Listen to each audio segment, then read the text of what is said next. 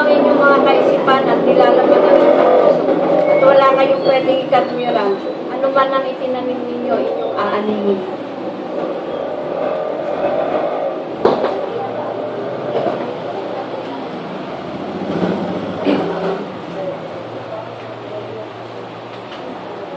Sundin ninyo ang aking mga kalooban. Wala dapat makakahadlang dito. Paghandaan ninyo ang darating. Good morning mga kapatid. Alam niyo ba na napakapalad talaga natin? Kasi nasasamba natin ang Diyos sa Espiritu at katotohanan na hindi naman ibinigay sa iba. Pero tayo na mga makasalanan, tayo na walang kwenta, tinawag ng Diyos, hinirang, ginagawang matapat. Binigyan ng Espiritu ng pagsamba sa Espiritu at katotohanan. Totoong sinasamba natin ng Diyos. Bakit? Nararamdaman mo eh. Nararanasan mo.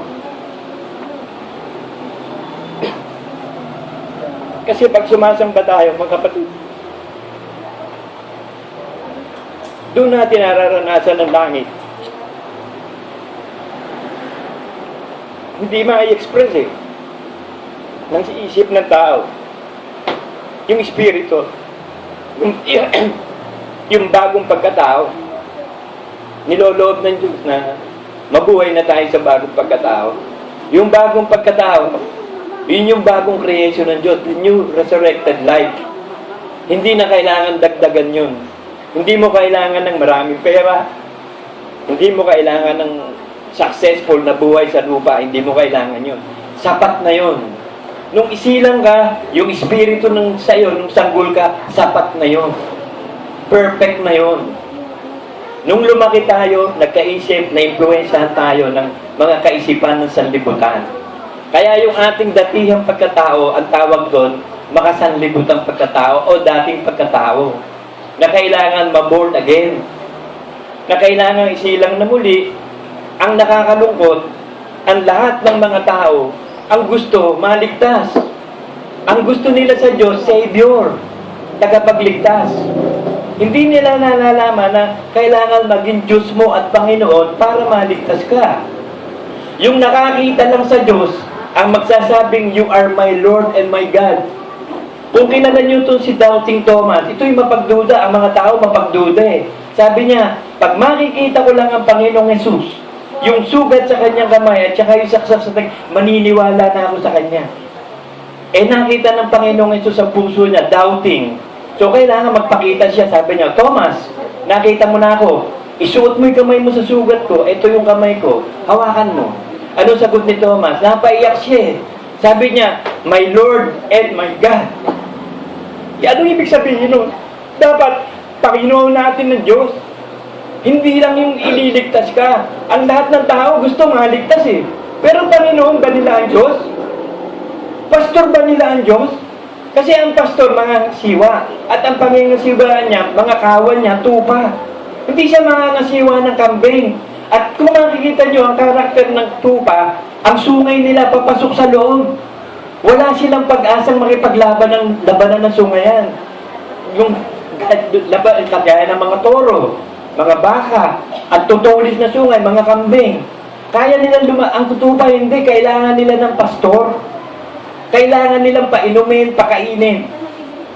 Ang problema, tayo, pinakakain, pero ayaw. Ewan ko ba? Ewan ko kung bakit. Ayaw bang maging tunay na Panginoon nila ang Diyos? Malapit na.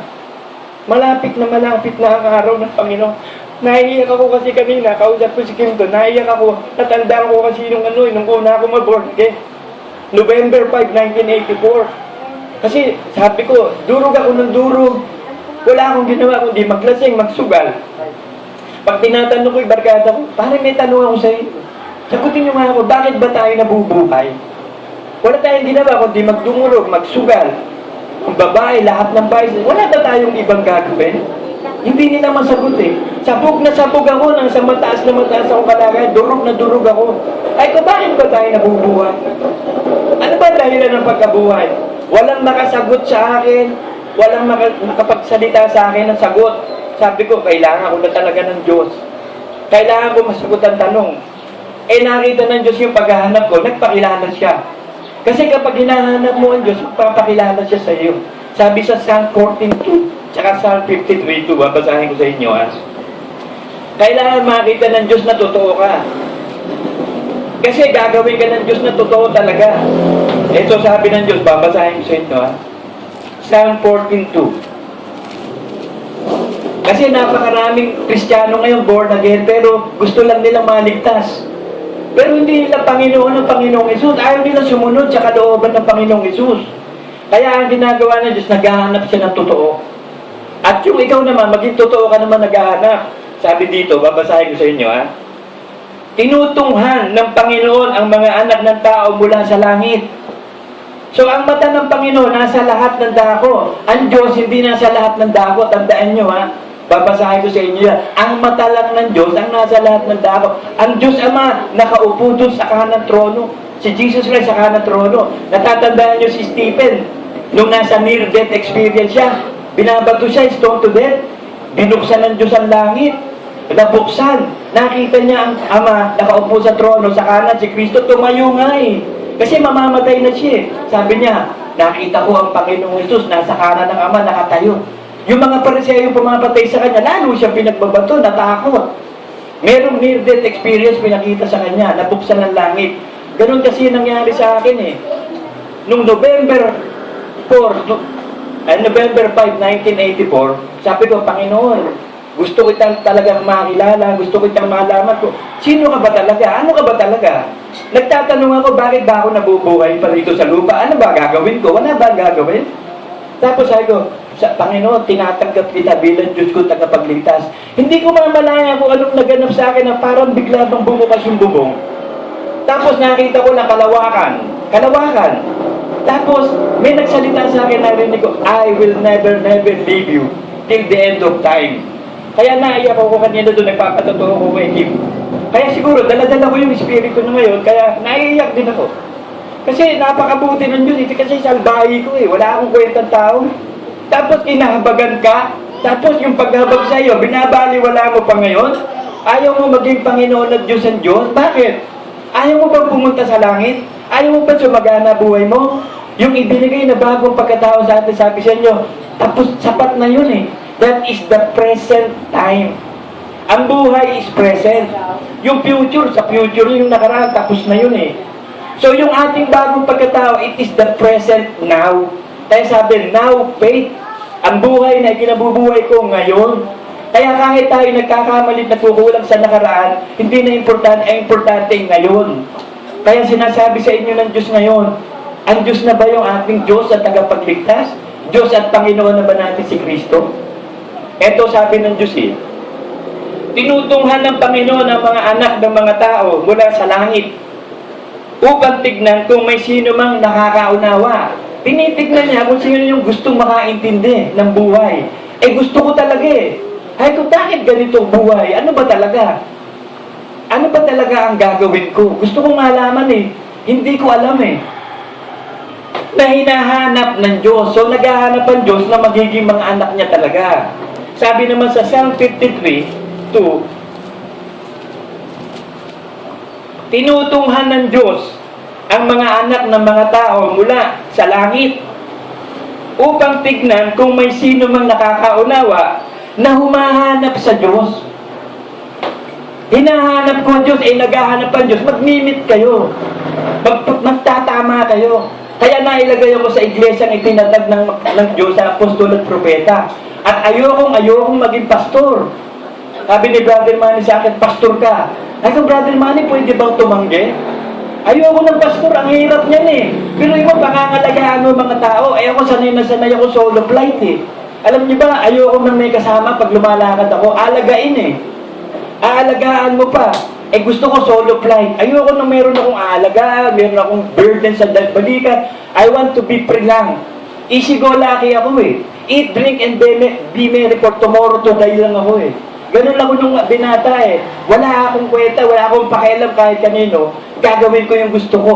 Dumating na yung time, hindi pala ganun ang buhay Eat, drink, and be merry for you will not die because you have God. Yun na pala ngayon. Eat, drink, be merry. Walang problema dun eh. Pero dapat may Diyos sa tagapagligtas ka. Eh, nung araw, wala eh. Wala akong Diyos. Ang Diyos ko, ang sarili ko. Hanggang ngayon ba, sarili niyo pa rin ang Diyos niyo? Sinusunod niyo pa rin ba yung sarili niyo? Yung bang mga kautusan ng Diyos, sinusunod natin? O hindi natin sinusunod? Hindi nagpanama. Alam niyo ba na ang bagong pagkatao is like God? You are an overseer, a watcher. Ang bagong pagkatao, hindi naapektuhan yan. Kahit murahin mo yan, tadyakan mo yan, watcher lang yan, nanonood lang yan, hindi siya naapekto, spirit yun eh. Ganun ang Diyos. Babasahin ko sa inyo ha, He is a watcher. Proverbs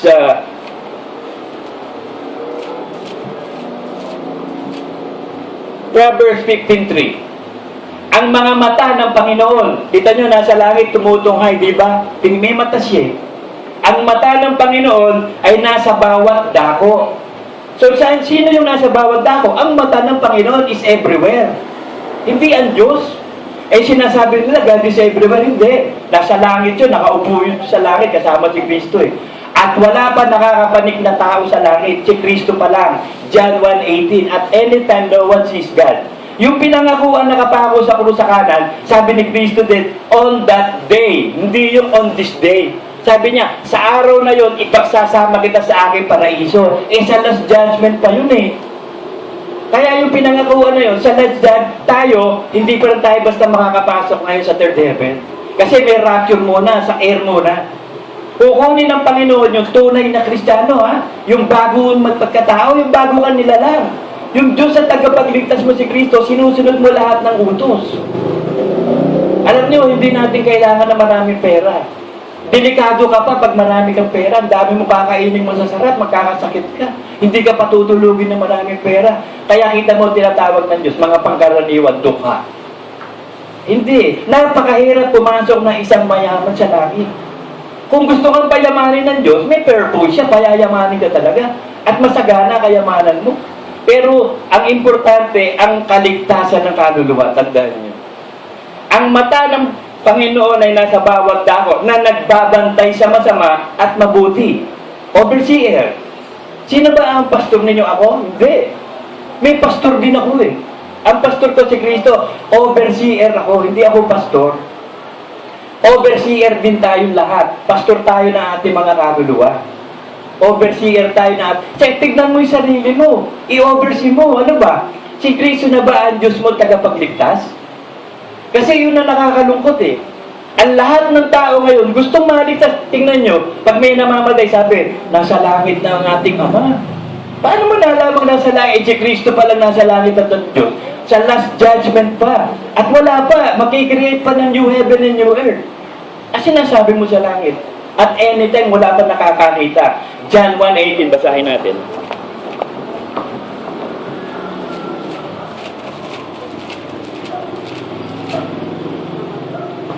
Walang taong nakakita kailanman sa Diyos. Ano yung walang tao? Tao? Si Kristo ba tao? Hindi tao yun. Naging tao. Diyos yun eh. So siya nakakita sa Ama. Ang Diyos ang nakakita sa Diyos. At malapit na nating makita ang Diyos natin kasi magiging Diyos din tayo. We are like God. Kaya maraming naging Diyos na si Lucifer. Naging Diyos yan ng sarili niya. At lahat tayo mula nung isilang, naging Diyos na sarili natin. So hindi natin Diyos at tagapagligtas ang Diyos nung araw. Kaya yung talagang humahanap sa Diyos, yung talagang gustong makakilala sa Diyos, makakakilala. Kasi sabi, binasa ko, di ba? Tumutunga na sa langit siya, tinitignan niya ang masama't mabuti. Tinitignan niya yung humahanap sa kanya. At naghahanap naman siya. Kaya pag nakatagpo siya, iboborn again niya, bibigyan niya ng Espiritu Santo, ilalagay sa iglesia ni tinatag, sa apostol at mga propeta. Bibigyan ng kapangyarihan magsalita sa iba't ibang wika para makasamba sa Diyos. Hindi kayang sambahin ng tao sa pamamagitan ng pagkatao mo ang Diyos. Kailangan sambahin ng Diyos ang Diyos. Ang Holy Spirit sasamba sa Ama at sa Anak. At bakit natin nararanasan ng Shekinah glory? Nasa gitna si Kristo natin eh. At ang mga anghel, sabi, ako'y aawit sa kalagitnaan ng aking mga kapatid. Kaya kung 2 o 3 ang nagpikita sa pamamagitan ng Diyos, nandun na si Kristo sa gitna. Kaya pag tayo sumasamba, nakita nyo ang lakas ng presensya ng Holy Spirit sa pagsamba. Maiiyak ka, hindi mo kakayanin eh. Alam nyo ako, hindi ako iiyakin. Ako ang pinakamatigas ang mukha sa mga anak ng nanay ko. Miski paluin ako ng paluin, hindi ako napapaiyak niyan. Miski maggulpihan tayo, hindi mo ko mapapaiyak. Pero ba't ako napapaiyak ng Diyos? Ewan ko, nababagbag na espiritu ko eh. Lalo na pag nakikita ko iglesia. Kasi wala naman akong kapangyarihan sa espiritu na sumupil ng espiritu. Ang katungkulan ko, overseer, magturo, mangaral, magpaliwanag, manalangin, mahalin kayo. Kayo magdidesisyon sa sarili nyo. Pero hanggang kailan? Sabi ni Kristo, hanggang kailan ako magtitiis sa inyo? Kayong kakaunti ang pananampalataya. Panahon na. Babasahin ko sa inyo mamaya na ang huling-huling palatandaan ay yung tetrage. Kapag ang buwan ay naging dugo na, naganap na yan noong last week ng September, yung pinakamalapit na dikit ng buwan sa Earth, na kulay dugo yan kasi lunar eclipse yun eh. At yung shadow, na nagsishadow sa buwan yun, kulay pula, yung shadow ng Earth pula eh. Ang mangyayari sa atin kapag ikaw bago nila lang, you are the sky. You are the sky. Di ba yung blue? Pag tinan mo, endless. Ang ating bagong pagkatao is endless. Ang problema sa atin, alam nyo, yung mga clouds. Yung clouds, yun yung dating pagkatao. Sumisingit yung dating isip, dating damdamin, dating kalooban. Pero pag pinalis mo yung clouds na yon, you are now a blue sky. The unlimited sky. That is the new creation. Medyo malalim to sinasabi ko, pero maintindihan nyo naman eh. Yung bagong pagkatao natin, bago yun. Nabubuhay lagi yun ngayon. Hindi siya nabubuhay sa nakaraan na sisisihin niya sarili niya. Bakit nagkaganito? Kasi nung araw dapat ganito. O kaya, you have the fear of the future. Paano na kaya mangyayari? Paano nabuhay ko kaya? Ano kaya? Huwag mong problemahin. Ang problemahin mo ngayon, ikaw. Kasi pag ikaw nabuhay ngayon, wala kang problema. Problemahin nyo. Pumasok tayo dun sa serenity of peace. Pumasok ka dun sa espiritu mo, yung bagong pagkatao mo. Tumahimik tayo ng 3 segundo. O tatanungin ko, ano problema nyo? Napabilis yata, sa segundo lang yata. Ulitin natin, 3 segundo. Wala kayong iniisip, di ba? Di ba wala kayong problema? O ano idadagdag sa inyo? Ano problema mo? Kung mabubuhay tayo doon, sa bagong pagkatao na yun, na nandun yung house of prayer. Nandun yung bagong pagkatao, the now moment. Yung ngayon lang. Wala kang po problemahin on the future. Wala kang po problemahin sa nakaraan. Yung ngayon lang. Kaya tiyakin mo, ano ka ba ngayon? What are you? Who are you? Sino ka ba talaga? Pagtatanungin kita, sino ka? Ako sasagutin ko kay I am, that I am. Di ba tinanong sa Diyos? Sabi ni Moses, Panginoon, ano po sasabihin kong pangalan sa kanila? Pag tinanong, ano sagot ng Diyos? I am, that I am. And we are like God. Kaya I am, that I am din tayo. Kasi we are connected with Christ. Ano nga pagkakaiba ng ulo sa katawan? And we will be like God. Psalm 82. Basahin ko muna, tapusin ko yung John 1:18, ha? Walang taong nakakita kailanman sa Diyos, di walang tao, so wala pa nakakakita ng tao dun. Kahit si Pablo umakyat sa New Jerusalem, hindi niya nakita Diyos, nakarinig lang ng mga salitang hindi dapat sabihin sa atin. Wala pa eh. Yung iba kasi pag sinabi, namatay na ako na pakapalan yan. Lahat, kahit kriminal, namatay, nasa langit na daw. Yung tatay nilang ubod ng sama, namatay, sabi, kapiling na sila ng Diyos. Walang karunungan, walang kaalaman, wala nga tao eh. Ang buktong na anak lamang, na nasa sinapupunan ng Ama, siya ang nagpapakilala. Siya ang nagpapakilala sa Kanya. So, sino magpapakilala sa Ama? Si Kristo. O paano mo makikilala ang Ama kung hindi pakapakikilalanan ni Kristo? Paano kung hindi mo Diyos sa tagapagligtas? Paano kung hindi ka servant ni Kristo? Sabi ni Kristo, hindi ko na kayo gagawin talagang alipin kundi kaibigan. Ikukwento ko sa inyo kung ano plano ng Ama. Sasabihin ko sa inyo kung ano gusto ng Diyos. Hindi na kayo alipin, kaibigan. Kasi ang alipin, di naman kinakaunuutusan lang yun eh. Alam niyo nung araw, ang mga tao binibili para maging alipin. Meron nagbebenta dun, sa lugar, madalas yan, sa Romas. Kahit ito si Joseph, ibinenta ng magkakapatid na anak ni Jacob, di ba? Doon sa Egyptian, may plano pala doon, di ba? So, pag ikaw nabili na, alipin ka. Pag alipin, wala kang karapatan sa sarili mo. Alam nyo, ang alam ko lang bumibili ngayon, ang mga Muslim. Yung tinatawag na dote. Binibili nila asawa. Kaya kahit mga lalaking pogi doon, pag napunta, napapakialam, bakit? Ang mahal ng babae doon eh. Kailangan may dote ka, bibilhin mo pag-asawa. At naglalagay sila ng kulay pulang bandera. Pag ready na yung pwede kang bumili doon.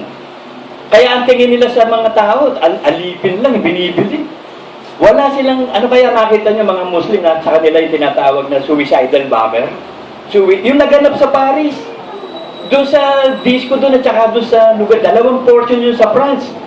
Matindi ng mga massacre na ginawa ng mga terrorist. Hindi lang ako sure kung Muslims ba yun. Hindi ko natapos yung pinapanood ko eh. Pero usually Muslim, ang huling palatandaan pag nakakita kayo ng black flag, doon nalalabas ang Antikristo sa black flag. Ay napakalapit na eh. Babasahin ko sa inyo sa Joel 2 ang palatandaan. Nagbigay ng palatandaan sa Old Testament tsaka New Testament eh. Sa Joel. Joel 2:31, 32 Tapos inulit ito sa Acts nung mag-prophecy si Peter. Pero basahin ko muna ito. Prophecy to ni Joel, Old Testament to Libong taon nang nakaraan, ito sabi. Ang araw ay magiging kadiliman at ang buwan ay dugo, lunar eclipse. Magkakaroon ng tatakpan ng earth, ng dilim niya, ang buwan. At yung dilim na yon na nagbibigay sa buwan ng dilim is color red. Kasi yun ang chemical na ginawa ng Diyos. Pag diliman ng araw ang buwan, nagiging red. Bakit blue ang sky?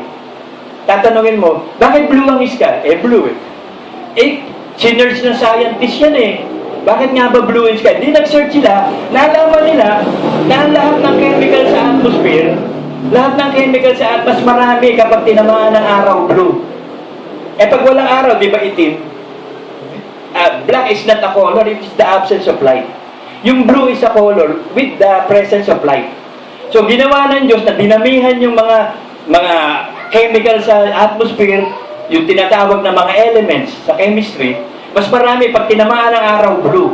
Kaya huwag kayong magtaka bakit blue ang sky.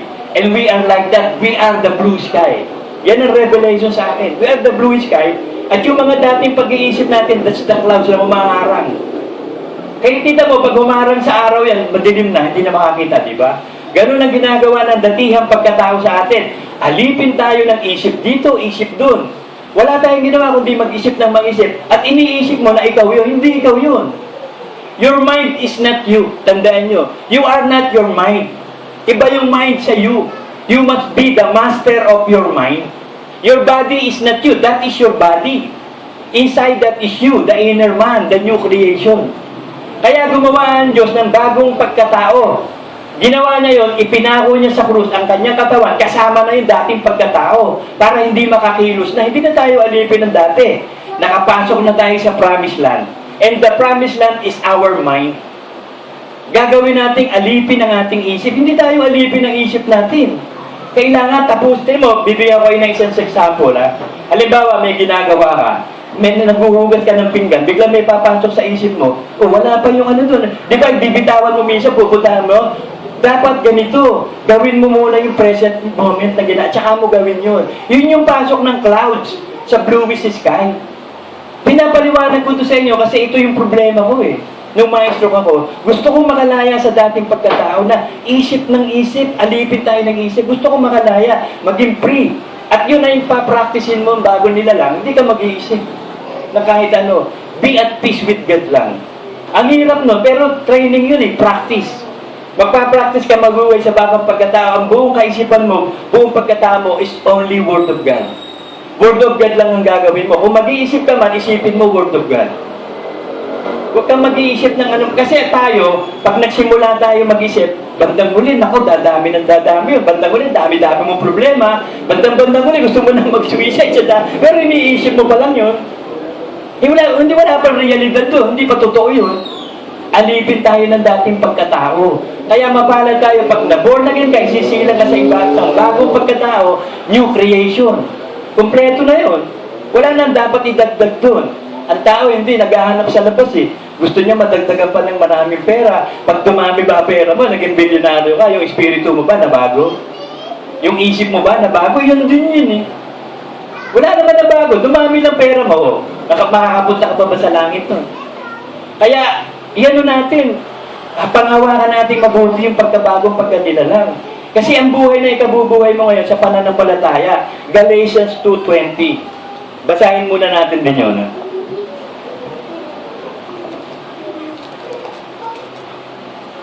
Ako'y napako sa krus. Ano yung ako? Yung dating pagkatao. Yung problematic mind. Yung master of ourselves dati. Alipin tayo ng ating dating mga kaisipan. Dating mga pag-uugali, dating karakter, dating pagkatao. Kaya ang ginawa ng Diyos, ako'y napako sa krus na kasama ni Kristo. So yung dati mong pagkatao, napako na sa krus kasama ni Kristo. At hindi na ako ang nabubuhay. So hindi ka na mabubuhay, pero nandiyan pa yung buhay yan eh. Ang gagawin mo, ibibilang mong patay. You will deny yourself. Ilan sa atin na nagdi-deny ng self? Pag may sinabi sa iyo, dati mong pagkatao, ka na mag-worship. Walang kwenta na, huwag ka na mag-iga po. Hindi naman alam nun eh. At saka ba't mag-iisayang pa yung pera mo? Yan ang dating pagkatao. Alipin ni Satanas yun. Ba't mag-iiga po ka pa? Bibigano, ano mo ba yung pastor mo? Kung paliliwanagan ka pa niyan. Kung ano ipapaliwanag. Tsaka, bakit pinayayaman mo yung pastor mo? Bakit yung pastor, ibigay mo na lang yan sa nanay mo. Ibili mo ng bagong damit. Dahil wala kang damit. Ibili mo ng bagong pantalon. Kumain ka ng masasarap, busugin mo yung sarili mo. Hindi ba makasarili yun? Si Satanas yun eh. Ang Diyos hindi magdidikta ng ganyan eh. Kaya nga ang ginawa ni Kristo, ipinako sa krus yun dati. Kundi si Kristo na ang nabubuhay sa akin. Bagong pagkatao, the new resurrected life.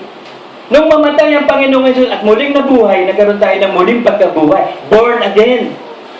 We are born again. Ang problema, hindi naman na born again. Born again eh. Susunugin uli eh. At ang buhay na ikinabubuhay ko ngayon, the newness of life is now. The now moment, the present time. Kaya lagi sinasabi ng Diyos, ngayon ang araw ng kaligtasan. Today is the day of salvation. Kailan ka pa magpapasya na maligtas? Patatagalin mo pa ba? Kailan ka magpapasya makasama sa katawan ni Kristo para maligtas? At ang buhay na ikinabubuhay ko ngayon sa laman, ay ikinabubuhay ko sa pananampalataya. Ang pananampalataya na ito'y sa anak ng Diyos na sa akin ay umibig at ibinigay ang kanyang sarili dahil sa akin. Babasahin ko sa inyo yung prophecy ni Peter sa Acts 2:17-20. Dito makikita nyo rito yung talagang plano ng Diyos kung paano ginawa niya bago dumating si Kristo. Kasi doon sa Joel, binasa ko sa inyo, di ba? Magiging dugo ang buwan. Ay, naganap na yung pinakamalaking dugo ang buwan na September 2015. Susunod pa yun sa 2033. Eh, sa palagay niyo ba, after 18 years pa magra-rapture ulit? Bago pa magpakita uli ng size, hindi na. This is the last generation. Wala na susunod na generation. Any moment with the twinkling of an eye, bababa ang Panginoong Jesus. Kukunin yung totoo. Yung tunay na anak ng Diyos, anak ka ba ng Diyos? Totoo na ba si Kristo, Diyos mo tagapagligtas? Panginoon mo na ba si Kristo? Sabi sa Luke 8:6-46, tinatawag niyo kong Panginoon, hindi niyo naman sinusunod ang utos ko. So, panahon na ngayon para maging Panginoon si Kristo, susundin na natin ang utos. Ang buhay na ikabubuhay mo ngayon, kaya nga mapalad tayo eh. Yung Old Testament, hindi eh. Wala silang ang paraan lang ng pagliligtas sa kanila, mga dugo ng baka, tatakpan lang ang kasalanan, hindi nawawala, tinatakpan. Tayo hindi eh. Nilinis at nilimot ang lahat ng kasalanan at ibinilang tayong banal, matuwid. Yun ang pagkakataon maging anak ka. Ito yung nangyari, tignan nyo, nangyari sa iglesia natin to. Acts 2:17-20. Mangyayari sa mga huling araw. Tanong, huling araw ba ngayon? Hindi. This is the last of the last days. Hindi lang last days. Kasi yung last days, nagsimula na yun. Nung after the death of Christ, last days na yun eh. Pero ngayon, hindi na. This is the last of the last days. Ito na ang mga huling araw ng huling araw. Sabi ng Diyos na ibubuhos ko ang aking espiritu sa lahat ng laman. At ang inyong mga anak na lalaki at babae manghuhula, will prophesy. We are all prophets. Alam niyo ba that we are all prophets? Pag nagpapahayag ka ng darating na kalooban ng Diyos, you become a prophet. At kapag ikaw nagpapatibay, nagpapatatag ng kaluluwa ng iba sa pamamagitan ng pangangaral ng salita, you become a prophet. Babasahin ko sa inyo mamaya yun. Ang inyong mga anak na lalaki at babae manghuhula, at ang inyong mga binata ay makakakita ng pangitain, at ang inyong matatanda ay magsisipanaginip ng panaginip. Oo, sa aking mga lingkod na lalaki at aking mga lingkod na babae sa mga araw na yon, ibubuhos ko ang aking espiritu at magsisipanghula sila. Sino yung bibigyan ng office of the prophet? Yung lingkod na mga babae at lalaki. Nagtataka naman ako, bakit ang prophet walang lalaki ngayon? Nung araw, ang mga prophet in Old Testament, puro lalaki. Ngayon naman, nagtataka naman ako, bakit kaya ang mga prophet puro babae, walang lalaki? At may natatandaan ako, si Henry, naging prophet ni Pastor Phil. Lalaki yun. Bandang huli, alam nyo, nalaman ko, bakit na pala yung chismis to, alisay sa chismis. At sa aking lingkod na lalaki at aking lingkod na babae, sa mga ibubuhos ko aking, at sila'y magsisipanghula. Kaya may office of the prophet ngayon. May office of the apostles, of the prophet, of the teachers, evangelists, pagsasalita sa iba't ibang wika, mga himala. Pero yun, tinabunan na ngayon ng mga nagpipreach sa TV pa, ha? Sa mga celebrity preacher pa. Sinisira nila salita ng Diyos. At magpapakita ako ng kababalaghan sa langit, sa itaas, at mga tanda sa lupa, sa ibaba, dugo at apoy at singaw ng usok. Ang araw ay magiging kadiliman, at ang buwan ay dugo, bago dumating ang araw ng Panginoon. So, bago bumaba ang Panginoong Hesus, ang buwan ay dugo. Sinabi sa Joel yun, nangyari na last week ng September, naganap yung temperance na yun, na pinakamalaking lunar eclipse na napakalapit sa earth ng buwan, na dugun-dugo, na napakalaki. At talagang nagkatiyak-tiyak din, yun din yung last week na nagsalita si Pope Francis, the Jesuit priest sa New York, sa United Nations, tsaka sa US Congress. Napakatindi. Sabihin niyo ba, coincidence yun? Lahat yun, naganap yun. Pinahintulutan ng Diyos na maganap yun. Para makita natin, tayong marurunong, na narito na yung araw ng Panginoon. Napakalapit na. Kaya sino ba ang inyo talagang pastor at bishop ng inyong buhay? Sabi sa 1 Peter 2. Kasi yung ibang ang pastor hindi naiintindihan ng pagkapastor Para bang siya yung hari ng iglesia. Pag naging pastor, kung utusan yung mga member, kung i-excommunicate, gano'n na lang. Grabe, sabi ko, ano klase mga pinuno ito? Sabi nga ni Cristo, if you want to be the last, if you want to be the greatest, you must be the last. You must be the servant of all. Kaya sabi ko, Lord, okay yung ginagawa mo sa akin. Alam niyo ba ako, deacons ngayon dito, sa umaga? At saka, niloob ng Diyos talaga kasi pinagpapawisan ako doon. Lumalakas ako. Kasi ang hina ako, na-stroke ako Kailangan ko na wala, hindi na ako nakapag-gigim, baka lang pa ako Ang ginawa ng Diyos, binaba ako sa pagka-deacons. Pero ang natutuwa ko naman, pagkatapos nito, lahat naman deacons na. Makita mo, walang nag-uutos. Nagdaano na sila, nag-aayos lahat. Walang nag-uutos. Parang langgam Wala namang hari gumagawa ng sarili nila. Meron nga lang dun, 1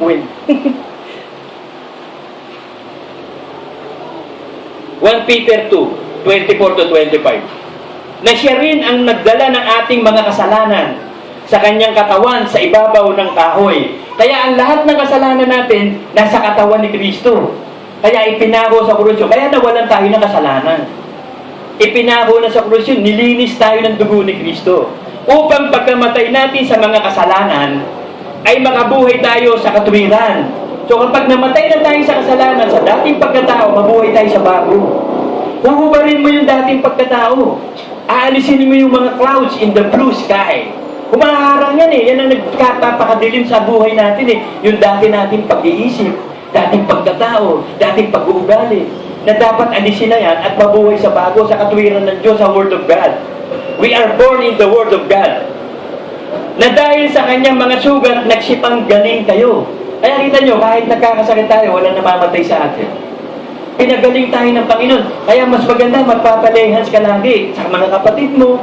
Ano ba, pagkakaiba ng pastor sa inyo? Wala naman We are all overseers. Lahat tayo tagapangasiwa. Ang talagang pastor natin, si Kristo. Hindi ako.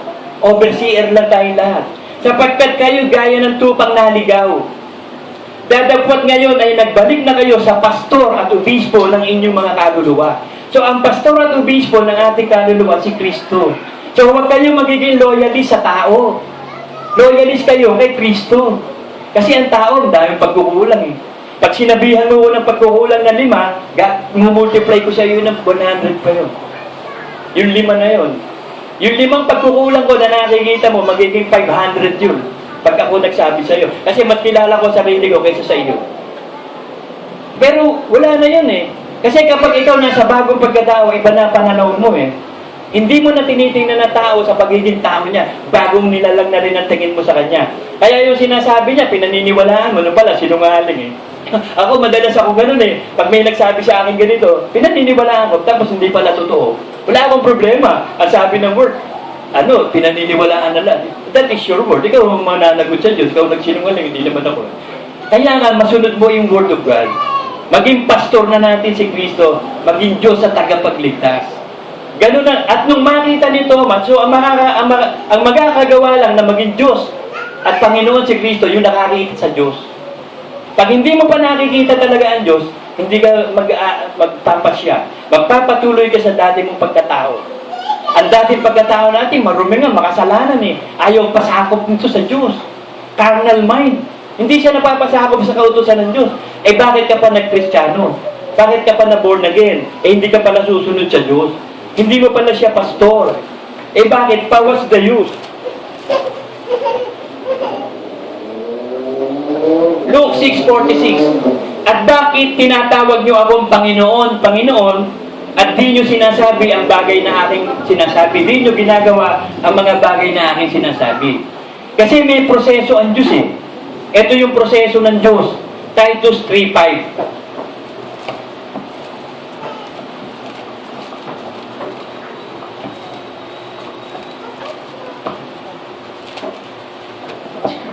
Kailangan daanan natin itong Titus 3:5 kasi ito yung paraan ng Diyos ng pagliligtas at pagbabagong likha. Na hindi dahil sa gawa, sa katwiran na ginawa natin sarili. Kasi ang dami mga tao, di ba, sabihin nila, di naman ako masama eh. Wala naman ako inagabyadong tao. Hindi naman ako nagmumumura. Eh lahat nga ng tao, makasalanan, lahat nagkulang eh. So lahat pupunta sa impyerno. Pero good news, may good news. Hindi lahat pupunta. Merong sasampalataya eh. Yun ang maliligtas, yung sasampalataya kay Kristo. Pangkaraniwan na yan, tanongin mo mga tao, pupunta ako sa langit. Lalo yung matatanda. Ako ang hirap turuan niya, yung nanay niyo, yung tatay niyo. Napakahirap turuan niya mga magulang. Napakahirap turuan. Sabihin, sa langit naman ako pupunta. Paano mo natiyak na sa langit ka pupunta? Pag tinanong mo, galit pa yun. Uy, ikaw papunta pala, ako'y pauwi na. Hindi dahil sa mga gawa, sa katwiran na ginawa nating sarili. So yung self-righteousness mo, yung dating pagkatao mo, yung katwiran at mga kagalingan mo sa buhay, yung pagiging mabuti mo, ayon sa kanyang kaawan ay kanyang iniligtas tayo. So iniligtas tayo, so inimintain mo yung kaligtasan. Paano ka niligtas? Sa pamamagitan ng paghuhugas sa muling kapanganakan. Born again process. So isisilang kang muli. Magsisisi ka muna, mananampalataya. And then, pipiliin mo maging Panginoon at Diyos na si Kristo. Dahil si Kristo lang ang daan eh. He is the way, the truth, and the life. No one can get through the Father except by Jesus Christ. And there is no name given under heaven that we could be saved only in the name of Jesus Christ. Hindi si Mahatma Gandhi, hindi si Gautama Buddha, hindi si Confucius, hindi si Zoroaster, o sino pang matatalinong mga philosopher na tao, hindi. Si Jesus Christ lang. Sa pagbuhugas sa muling at pagbabago sa Espiritu Santo. So, merong pagbabago ang gagawin, ikaw ang involved doon at ang Diyos. Huhubarin mo ang dating pagkatao. Kapag may pumapasok sa isip mo na dati, hindi ka na mag-iisip noon. Magpa-practice ka na hindi ka na mag-iisip. Mahirap yun. No thought, just the presence of peace. Pag-aralan natin ito mga kapatid, hindi ko pa rin masyado nagagawa ito. Pero sinasabi ko sa inyo, this is the revelation ng bagong pagkatao. Hindi siya nagagalaw na kahit ano. Kasi when you are peaceful, Tignan mo si Jesus Christ, natutulog, di ba? Umaalon. Natatakot yung mga apostol, takot na takot. Ginigising si Kristo. Sabi ni Kristo, gumising ka, hindi ka ba concerned sa amin? Papasukin ng tubig ang barko, mamamatay kami. Ayaw, wala ka bang concern? Tumayo si Kristo, sabi niya, napakaliit ng inyong pananampalataya. Di ba kasama niyo ako? Yung dating pagkatao natin, takot na takot yan, di ba kasama pero yung bagong pagkatao natin, hindi natatakot yun eh, matapang yun. Kasama mo si Kristo eh. When we are in Christ, we are a new creation. The old self is gone. Behold, something is new. Bagong nilalang na. So doon ka ngayon magpapractice mabuhay. Ano yung bagong nilalang? Laging sumusunod. Philippians 2:12.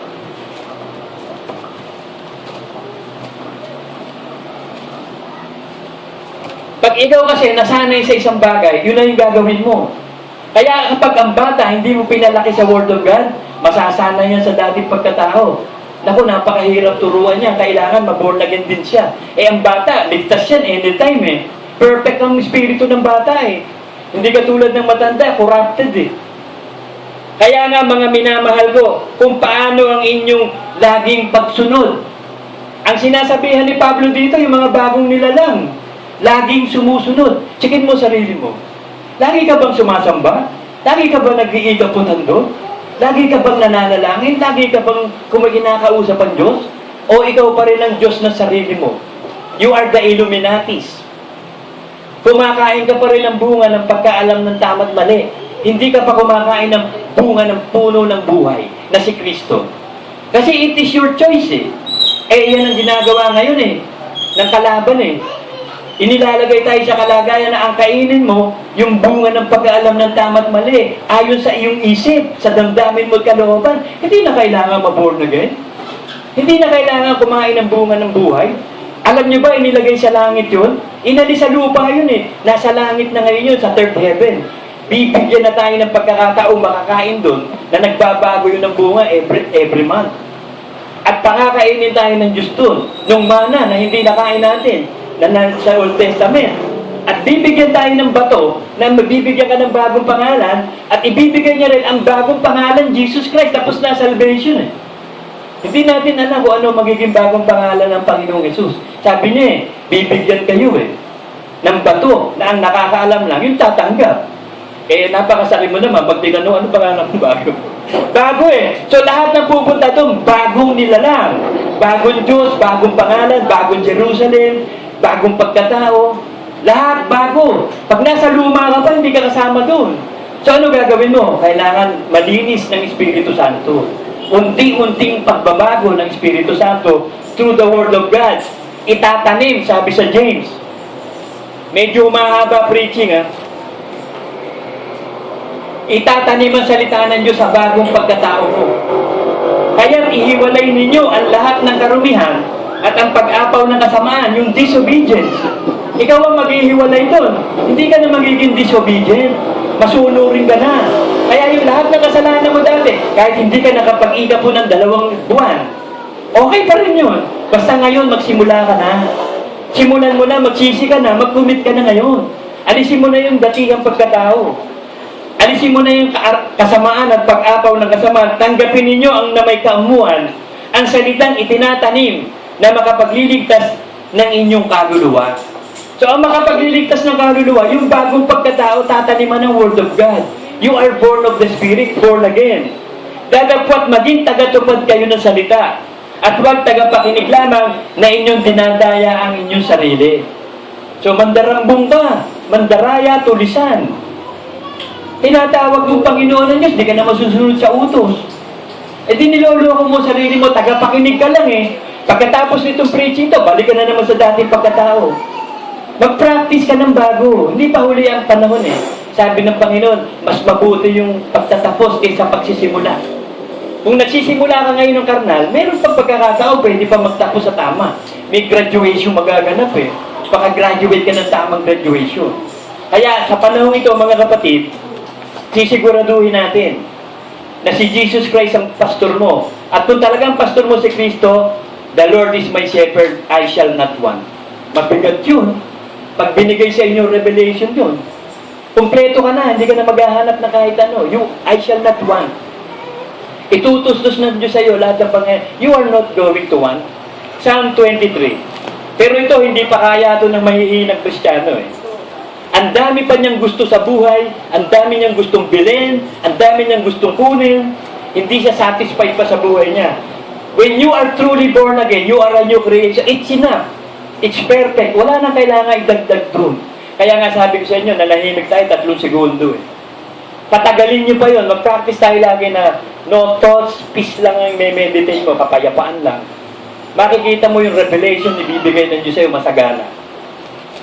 Hindi yung isip ka ng isip ng problema, ano yung pambayad sa tuition, pambayad sa Meralco, pang-enroll sa bata, pambayad sa tubig. Dating pagkatao yan eh. Dahil mo sabi dito, ang Panginoon ay ang aking pastor, hindi ako mangangailangan. The Lord is my shepherd, I shall not want. Eh ang tanong doon, Lord mo na ba talaga? Panginoon mo na ba talaga ang Diyos? O hindi pa talaga? Kunwarian ka pa rin. Nagbabait-baitan, pupunta sa langit-langitan. Eh may langit-langitan ba? Meron. Eh may Diyos-Diyosan. Kaya yung langit-langitan, punong-puno ng apo yun. Kasi nasa labas ng langit yun, kaya langit-langitan. Kaya maraming Diyos-Diyosan eh. Kaya maraming nagbabait-baitan. Kung meron din mga langit-langitan. Kung gusto mo talaga pumunta sa langit, it's time na magbago ka na ngayon, magdesisyon ka na talaga. Tatanggapin ko na ang Diyos ko bilang Diyos ko, tagapagligtas. Diyos at Panginoon ko, sabi ni Thomas, my Lord and my God. Amen.